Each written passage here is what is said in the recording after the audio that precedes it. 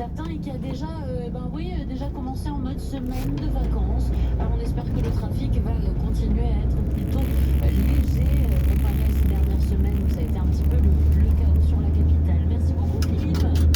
Et de rien, Léo, à votre service comme d'habitude. Et à tout à l'heure. Merci. C'était Inforoute avec le nouveau Nissan Navara, le pick-up dernier cri aux équipements inédits que vous ne trouverez nulle part ailleurs et à partir de seulement 3 685 000 francs TTC. C'était Inforoute avec les centres de montage SGI Pneus, distributeur officiel des marques Pirelli et Yokohama. Pour rouler en toute sécurité, venez vite chez SGI Pneus à Montagne Coupée et Côte-Saint-Côté. Plus d'infos sur Facebook et sgia.nc.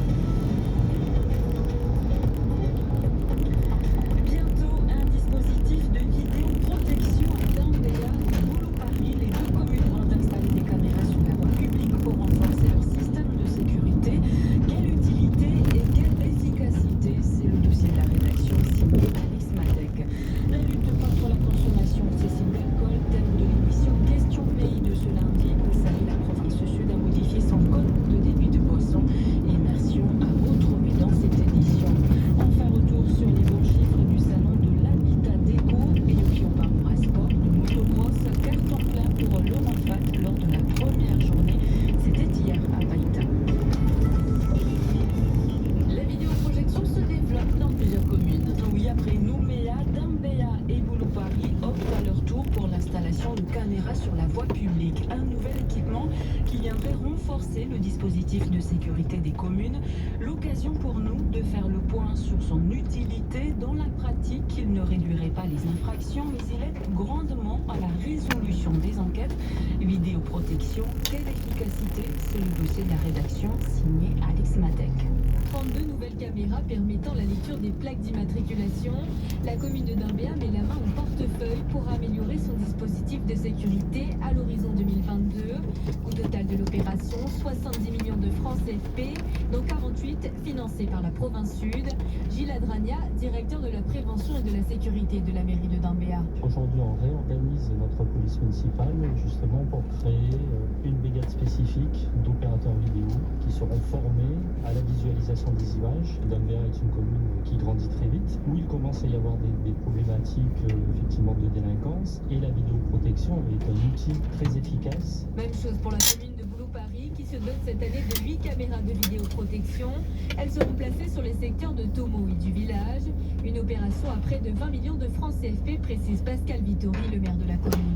La gendarmerie souhaite qu'on puisse installer ces caméras parce que ça leur permet de résoudre les affaires beaucoup plus rapidement. Quand vous pouvez suivre une voiture qui rentre dans la commune, qui ressort, vous pouvez regrouper ça avec d'autres informations que vous avez et ça permet d'arrêter plus rapidement les personnes qui commettent des délits. Un dispositif mis en place depuis 2009 à Nouméa, où 116 caméras sont en place et 43 petites nouvelles devraient être installées à la fin de l'année. Alain Guillon, directeur de la police municipale de la ville de Nouméa. Ça permet déjà de faire des constats en flagrant délit, de sécuriser les interventions pour les intervenants de terrain, les dirigeants, en surveillant l'environnement. Pour 2020, on est à peu près à 13 800 faits constatés qui ont permis de faire remonter en termes judiciaires à peu près 2800 infractions. Des enregistrements qui demandent toutefois la présence constante d'agents de vidéosurveillance derrière les écrans et une réactivité importante car les vidéos peuvent être conservées au maximum 15 jours.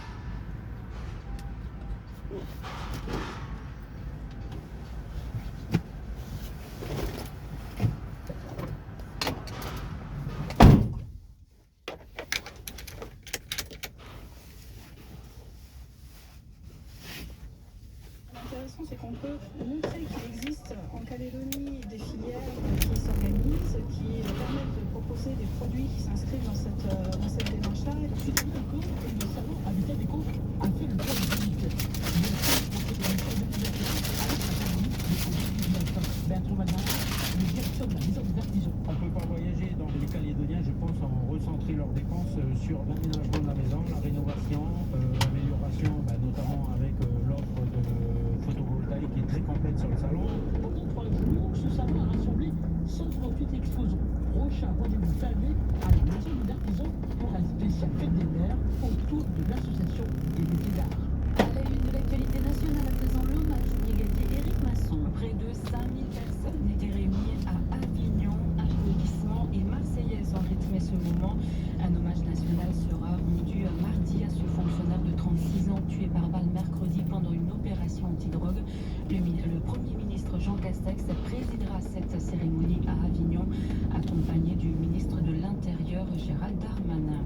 Démarche pour le climat ce dimanche également dans plus de 250 villes en France. Des manifestants qui dénoncent l'insuffisance de la loi climat adoptée en première lecture à l'Assemblée mardi.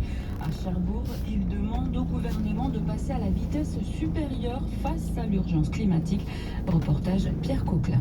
Une marche ou plutôt une sorte d'assemblée citoyenne à 2 pas du marché. Des manifestants qui dénoncent le manque d'ambition du gouvernement, surtout après la Convention citoyenne pour le climat. C'est surtout que ça peut passer vite, à mon avis. On a quand même tendance à tout repousser, tout est du long terme, mais c'est pendant 5 ans, c'est pendant 10 ans. Mais à force de dire ça va être dramatique. La Convention pour le climat avait émis 149 mesures. Le président s'était engagé à les reprendre sans filtre. On n'a pas compris, c'est sans CNT en fait. Un gouvernement qui n'a pas assez écouté les citoyens, selon Charlotte, la vingtaine. C'est carrément un déni de démocratie quelque part. Ça a été un coup de pub, un coup de com, pour redorer le blason peut-être parce qu'il y a les élections qui arrivent, je sais pas, c'est frustrant. Le chef de l'État s'était engagé à un référendum pour inscrire la protection du climat dans la Constitution, un engagement qui pourrait être compromis. En tous les cas, le recours direct au peuple pose question alors que l'élection présidentielle arrive très vite. Le référendum, c'est n'importe quoi, c'est en prévision du présidentiel. Dans la Constitution, ça y est déjà, et déjà on n'arrive pas à le faire appliquer. Je pense que ce serait une bonne idée, ça nous donnerait l'impression d'être un peu acteurs de notre pays et de notre environnement pour une fois. Cette révision constitutionnelle ne peut avoir lieu que si le texte est adopté en termes identiques par les députés et les sénateurs.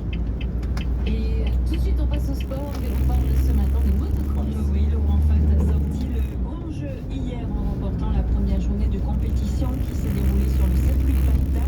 Carton plein sur les 3 manches disputées. Le licencié de Népouy devance au classement Ulrich Cabani et Jarian Gédorge du motoclub de Païta. Dans le reportage tout en ambiance de William Lecrin, vous entendrez le vainqueur Laurent Fatt, suivi de Ulrich Cabani qui finit à la 2e place. Et enfin le jeune espoir Matt Lero, vainqueur dans la catégorie 9-14 ans.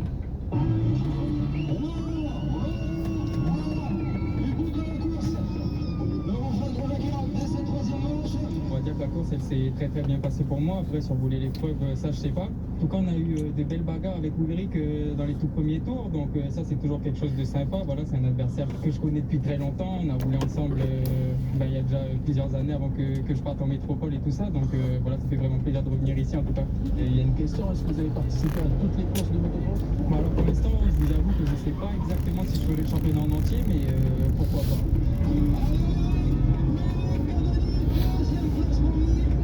Qu'est-ce que je peux dire? Que j'ai pris beaucoup de plaisir à rouler aujourd'hui et que j'ai été chercher un peu au fond de moi pour tenir Laurent. Après Laurent, ça fait déjà 5 dernières années où il a fait pratiquement que ça et voilà, c'est devenu un professionnel de la moto, il est en plus en super motard mais il s'entraînait beaucoup en motocross. Donc après le retour de Laurent, c'est vrai que ça fait un petit boost. Après c'est très important pour les jeunes de la moto parce qu'au moins là ils voient du niveau et puis voilà, pour eux ça leur donne un peu des idées.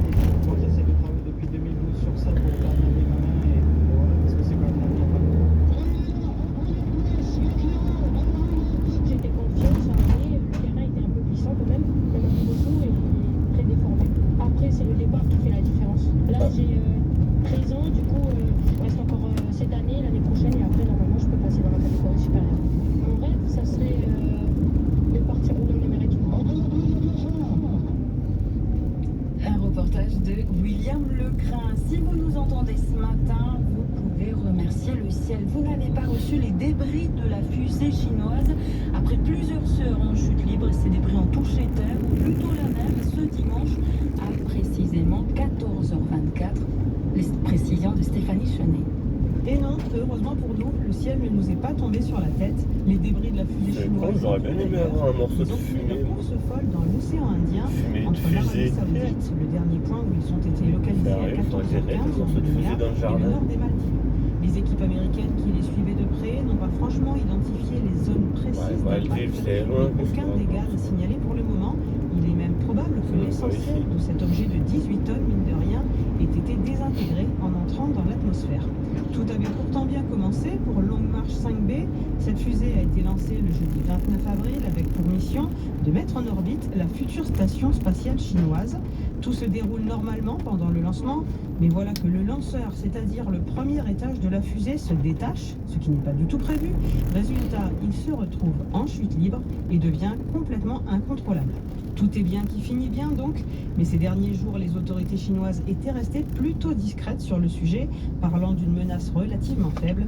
Les Américains, par contre, ont suivi cette affaire jusqu'au bout. Stéphanie Chenet, voilà pour l'essentiel de l'actualité à Lille. On se retrouve à 7h30 pour un nouveau journal. Merci beaucoup. À 7h, le retour de l'info avec Mathieu Ruiz-Barraud pour le flash de notre rédaction. À l'instant, le journal présenté par Malia Loucourant. Tout de suite, c'est la musique Tones and I, direction l'Australie avec le titre Fly Away.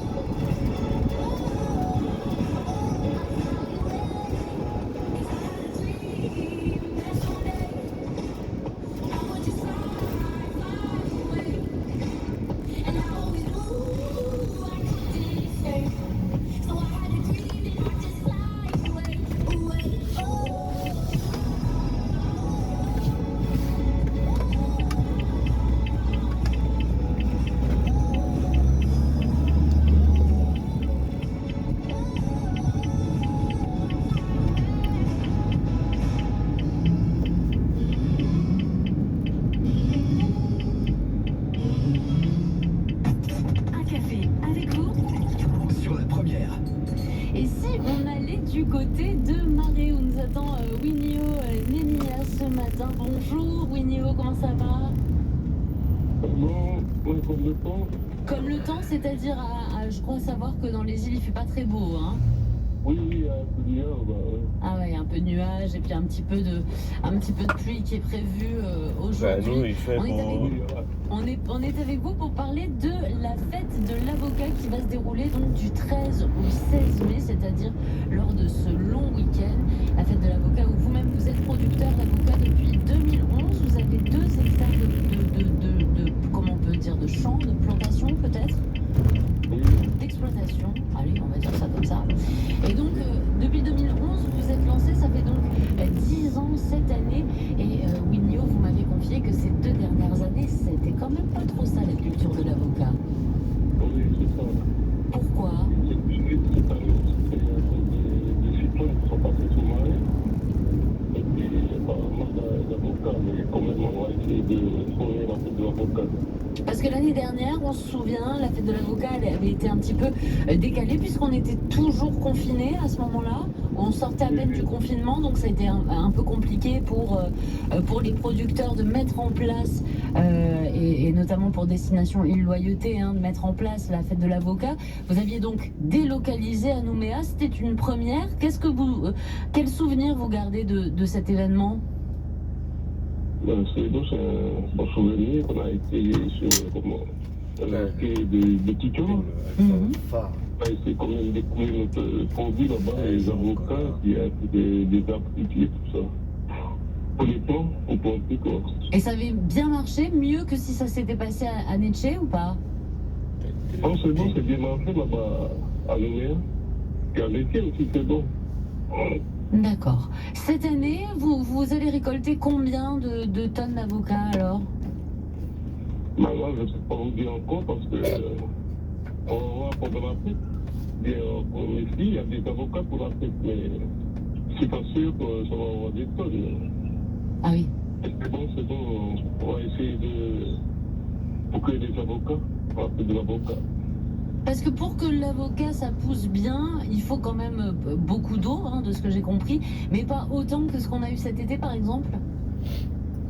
Oui, pour de l'eau. Pour de l'eau pour arroser les... On a eu les cyclones, ça vous casser la gueule aussi. Ça consomme beaucoup d'eau. Pour pas de l'eau. D'accord. Ok. Donc ça doit dépendre des régions effectivement où c'est cultivé. Alors cette année, il y a un très très beau programme. Est-ce que vous pouvez nous en parler un peu plus? Parce que là, pour voir avec Destination Île Loyauté. Très bien. Oui, voilà, parce que moi je suis producteur d'avocat, mais il y avait les organisateurs, le comité de la fête de l'avocat, c'est eux qui s'organisent. Et puis nous, notre travail de fournir aux avocats, c'est les départs du marché là-bas. Ah oui, qu'elle soit bien fournie. Du coup, vous cultivez que l'avocat ou vous avez d'autres exploitations? Ah, des mandarines, des laiteries, des mangues, pamplemousses, différentes sortes de variétés de tout. Donc on l'a compris sur le site de la fête de l'avocat à Netché, il n'y aura pas que des avocats évidemment, il y aura également tout ce qu'il faut pour la pêche, etc. Si on veut plus d'informations, évidemment, des macros, il leur faut des avocats aux macros. Merci beaucoup Winio d'avoir accepté notre invitation si tôt le matin. Vous êtes plutôt thé ou café alors? Un café. Plutôt café, c'est bon, vous avez eu le temps d'en boire un avant notre coup de fil ou pas encore? Ah oui, non, c'est bon. C'est bon. Là, on va travailler. Vous vous réveillez en règle générale vers quelle heure la semaine alors? 5 heures. Ah oui, 5 heures, 5h30. Ah oui, tôt quand même. D'accord. Ça, hein. Ok, et ben merci beaucoup Winio, d'avoir répondu présent pour ce café que l'on a pris ensemble ce matin. C'est toujours un plaisir et on vous souhaite une très belle fête de l'avocat sur Marais ce week-end. Tata. Merci. C'était un café avec vous sur la première. À partir de 8h, retrouvez David pour son émission Ligne Directe. Il nous parlera du cluster de l'alimentation durable ici au pays. C'est le Pacific Food Lab. Son expertise, son réseau et son opérationnalité lui permettent donc d'être la force un peu motrice d'un nouveau modèle alimentaire durable, résilient, structurant sur le territoire et déclinable dans la région Pacifique. Alors, Pacific Food Lab sera représenté ce matin par Charles Villebeau. Il y aura également Françoise Rispal, coordinatrice du programme pour le cluster. Et nous parlerons ensemble de nourriture et de durabilité. Pacific Food Lab, vos questions, vos témoignages, ce sera tout à l'heure à partir de 8h dans Ligne Directe au 258 pour l'heure, 6h55 sur la première. Direction l'infotrafic avec Philippe Bernard. C'est bouché. Là-bas, c'est bouché. Par là, ça roule. Et c'est tout, démerdez-vous. De toute façon, il n'y a qu'une route. Donc si c'est bouché là, on va te faire bourrer. T'attends et puis tu fermes ta gueule. Mais bon, on va quand même vous dire que c'est bouché, comme ça fait genre on a fait quelque chose.